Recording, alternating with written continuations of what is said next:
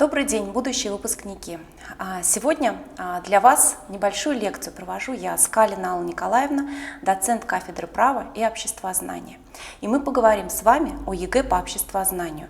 Разберем самое высокобальное задание в структуре контрольно-измерительных материалов ЕГЭ 2021 года. За 29 задание в этом году дается 6 первичных баллов. И поверьте, это много. Поэтому до последнего задания ЕГЭ должен дойти каждый. От этого зависит ваш результат и ваше поступление в ВУЗ. ЕГЭ, как вы знаете, по обществознанию является самым массовым выбираемым предметом. Что же представляет собой 29 задание? Если вы никогда не видели, что представляет собой 29 задание, то предлагаю внимательно в сам момент экзамена читать его в контрольно-измерительных материалах. Что вы увидите? А вы увидите в самом написание задания, что вам нужно выделить идею, либо несколько идей и раскрыть их с опорой на обществоведческие знания. Для раскрытия сформулированной вами идеи нужно привести рассуждения и выводы, а также подтвердить идею либо теоретическую часть двумя примерами, которые вы приводите из 3 различных источников. Это общественная жизнь современного общества, это примеры из истории, либо это может быть личный социальный опыт. Давайте посмотрим пошаговый разбор технологии выполнения задания. Первое. Что вы делаете? Вы читаете высказывание, мысль мудрых, заложенную афоризмом, пословицей, поговоркой, латинским выражением. И первое, на что обращаете внимание, это к какому блоку философии, политологии, социологии, праву, экономики привязано данное высказывание. Пытаетесь выделить одну идею, либо несколько идей. Обращайте внимание на то, что тип задания – это именно мини-сочинение. Обращаем внимание, не план, не схема, не таблица, а именно мини-сочинение. А это значит, что у вас должны быть связанные между собой рассуждения по выбранной вами идее. Для раскрытия сформулированной вами идеи вы дальше раскрываете теоретическую часть. Что такое теоретическая часть? Это 2 и более, то есть приводимых вами терминов, которые вы раскрываете приблизительно так, как они заложены у вас в учебнике. То есть это не должен быть бытовой уровень, это научное содержание термина или понятия. Допустим, если вы рассказываете об обществе, то у вас должно быть раскрытие данного понятия либо в узком смысле, либо в широком смысле. Допустим, общество – это обособившаяся от природы, но тесно связанная с ней часть окружающего мира, включающая в себя все способы взаимодействия и формы объединения людей. Важно понимать, что недостаточно для раскрытия темы просто привести понятия, их нужно связать между собой, то есть это должно быть логически связанный у вас текст. Только это оценивается экспертами. Ну и для иллюстрации приведенных вами теоретических положений, либо выделенной идеи, у вас должны быть приведенные примеры. Еще раз напомню, из общественной жизни современного общества, что конкретно это может быть? Реальные факты. А также в прошлом году, в 2020, было дано право моделировать ситуацию. Это значит, что вы даете пример сочинения точно так же, как формулируете ответ в 23 и 26 задании. Вы можете приводить материалы средств массовой информации, использовать интернет-ресурсы социологических служб.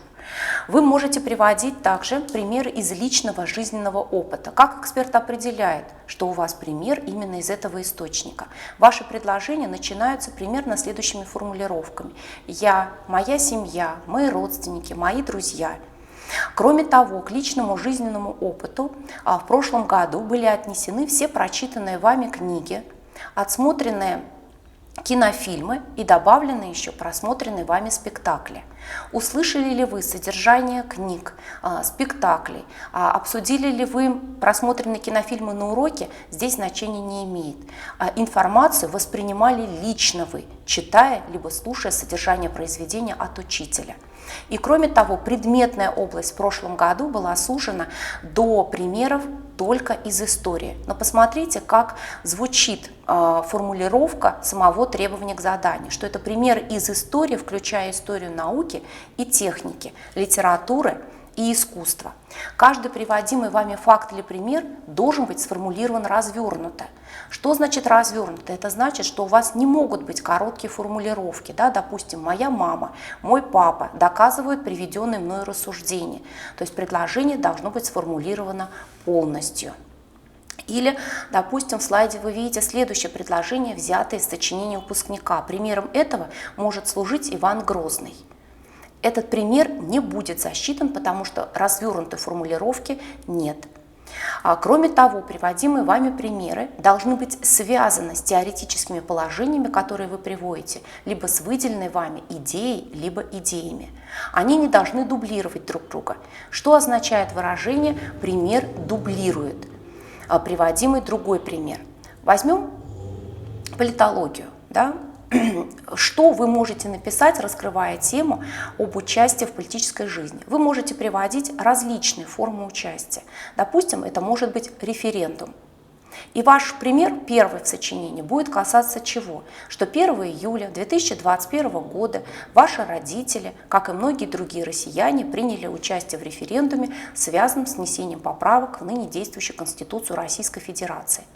А второй пример вы приводите в сочинении из средств массовой информации, но освещая это же событие, референдум по внесению поправок.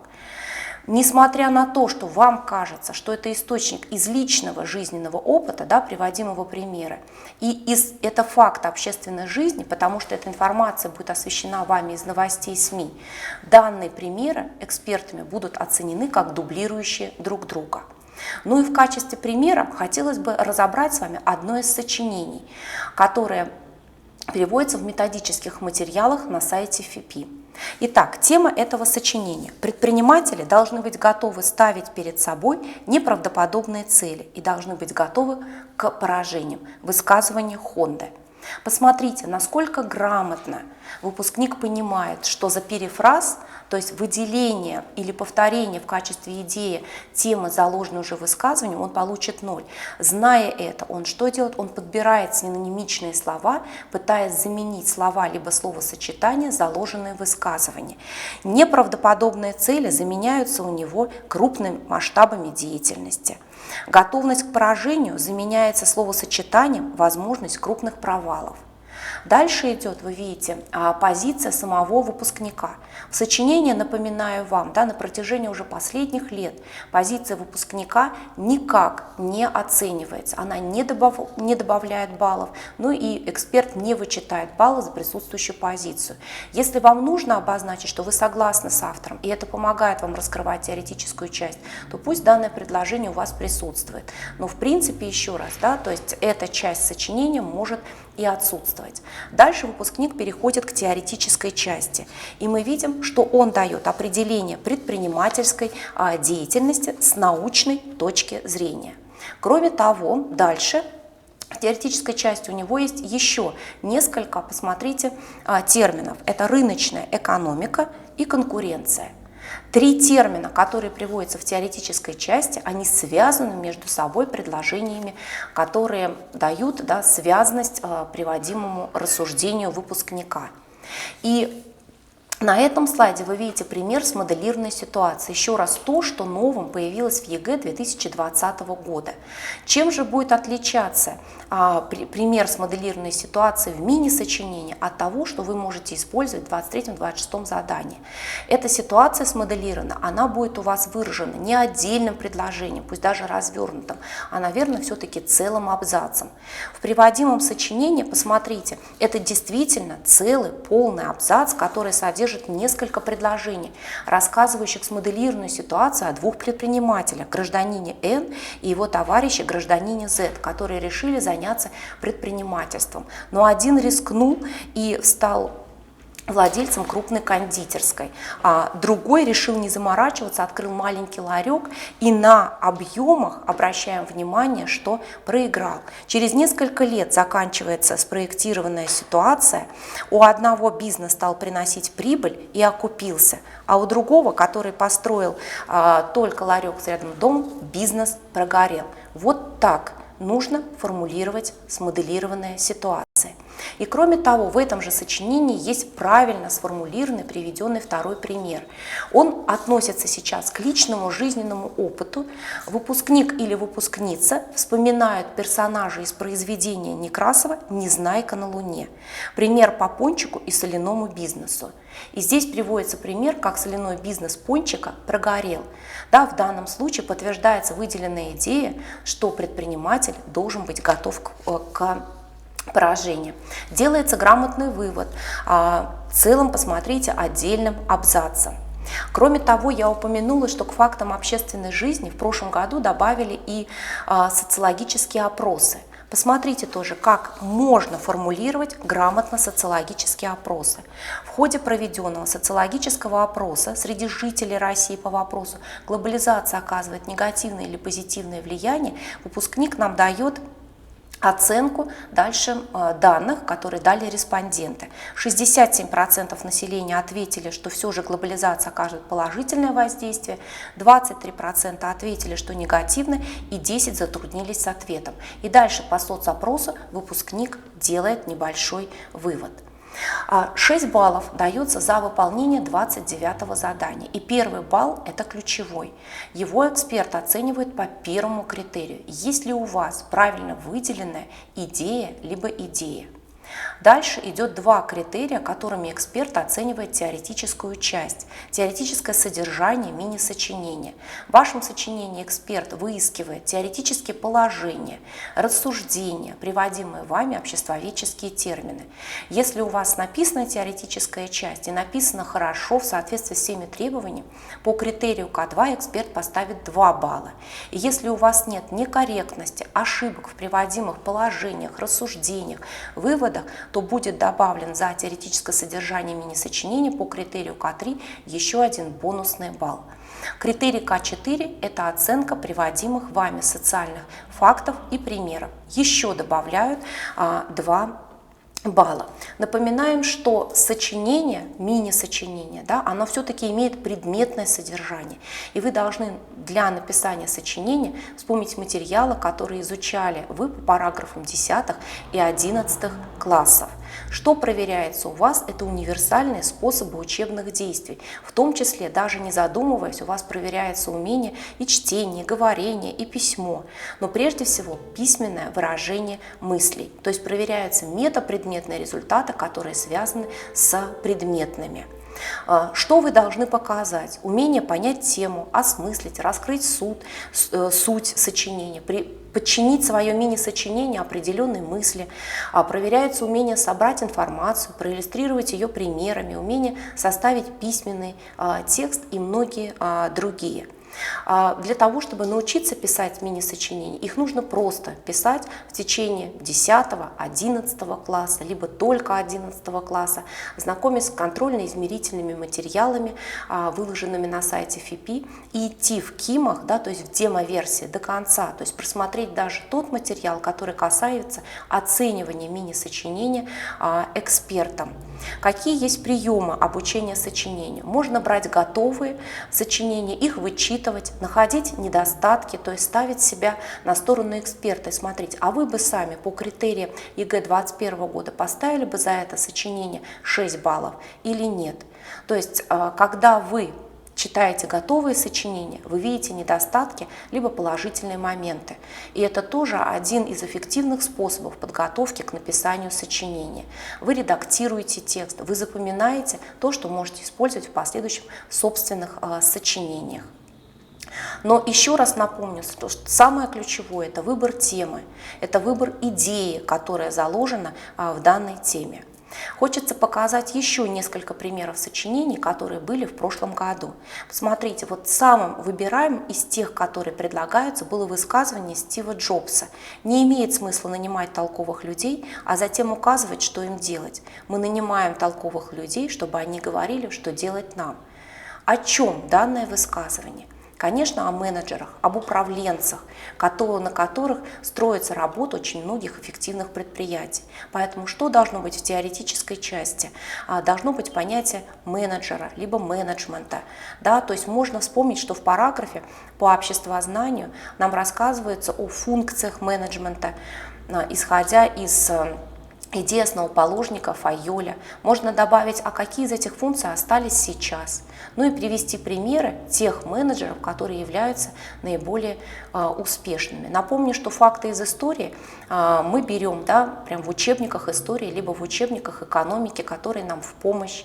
Какие примеры мы можем привести? Пожалуйста, Генри Форд, да, один из основателей американской компании Ford, связанной с производством автомобилей. Ли Коку, который работал менеджером в компании того же Форда, а в последующем спас от банкротства американскую компанию Chrysler. Примеров достаточно большое количество. Еще раз берем из содержания других учебников. Ну и пример еще одного сочинения, вы видите, оно касается права. Закон не знает сословных преступлений, не знает различий по кругу лиц, среди коих совершается его нарушение. Он ко всем равно строг и равно милостив. Высказывание Кони. Замечательное сочинение, но если вы вчитаетесь в то, что написал выпускник, вы поймете, как бы нам оно ни нравилось, как бы ни старался выпускник раскрыть идею, у него полностью отсутствует теоретическая часть. Хотя сами примеры нам нравятся. Почему? Они из разных источников. Это личный жизненный опыт, это анализ содержания преступления и наказания, да, то есть поведение героя Раскольникова, который понял, да, что перед законом, как и перед Богом, все равны.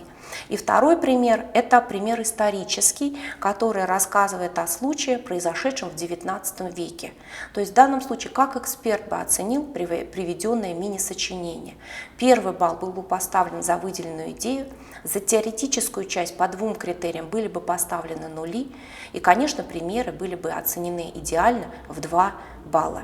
Так на какой же памятке по написанию эссе мы с вами таким образом останавливаемся? Первое, что вы делаете на экзамене и при подготовке к написанию данного задания, это определяетесь, какая базовая наука с высказыванием, которое есть в 29-м задании, мне более нравится. Берете одно высказывание и ставите сами себе вопрос, а что этим высказыванием хотел сказать автор? То есть вы выделяете одну идею, либо несколько идей. Какие понятия и термины, вы задаете вопрос себе, я должен использовать в выделенном мною контексте? Какие обобщения я должен учесть? Ну и дальше подбираете факты, примеры из общественной жизни, из личного жизненного опыта, из истории. Ставите опять же сами себе вопрос для проверки, а убедительны ли они, а работают ли они на раскрытие выделенной мною идеи.